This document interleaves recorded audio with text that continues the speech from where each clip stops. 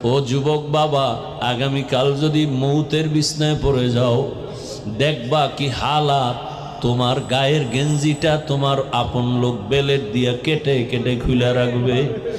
আমি হাফিজুর রহমানের ঘড়িটা আর একজনের হাতে দিয়ে বলবে, এটা আমার ঘড়ি, হাফিজের ঘড়ি না।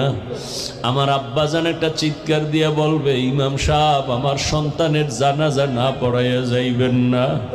বাবা কাউকে বলবে, যাও কেউ বাজারে গিয়ে কাফন কিনিয়ে আনো।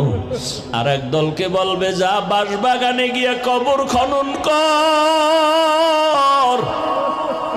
আর এক দলকে বলবে, তাড়াতাড়ি গরম পানি কর, চিরবিদায়ের গোসল গরম পানি কর।